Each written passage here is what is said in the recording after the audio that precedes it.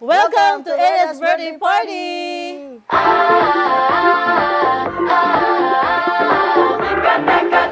that electric feeling.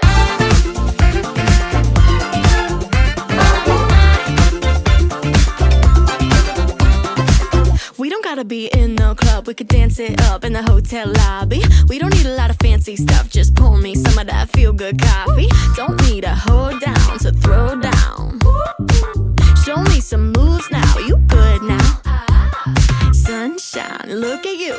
Ooh yeah, you mood. And now, let's welcome our birthday celebrant, Freya Elise with her mommy and daddy Balakbakan! Got that electric feeling.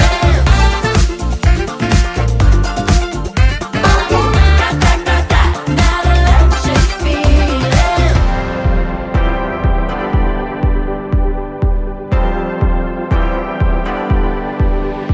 She closed her eyes and prayed to God she Makikita na agad siya na, although yung bata pa siya, hindi ko siya palait noon. At the age of 2, yun, dire-diretso na siya. Naging active siya.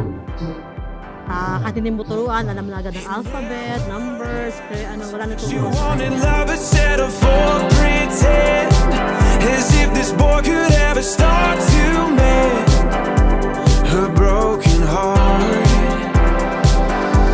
She wants a real love, always gonna be real love, something more. Thankful ako kasi napaka-lambing mo kahit na minsan may sumpong.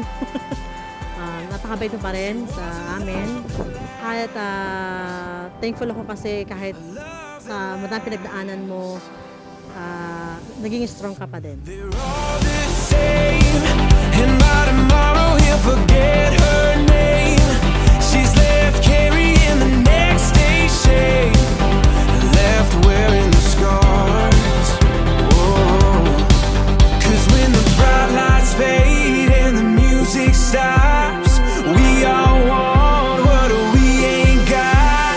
Real love, always gonna be real love, something more than a Friday night. She wishes she could get back.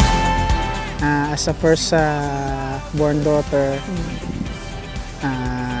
siya yung bibigay ng inspiration sa amin mag-asawa para magtrabaho ng maganda, ibigay yung best para sa kanila. We're all searching for the same thing. Can't deny what we're needing. We need love to stick around through the ups and downs and be there in the morning. Yeah.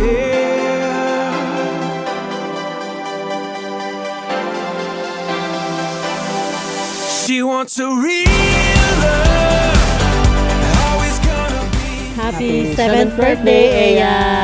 Wish ko sa'yo, anak, maging healthy ka palagi, maging mabait kang bata palagi. Sa akin naman, huwag kang mag-alala sa mga grades mo. Lagi kang conscious sa mga grades na nakukuha mo. Sabi ko sa'yo, gawin mo lang ang best mo.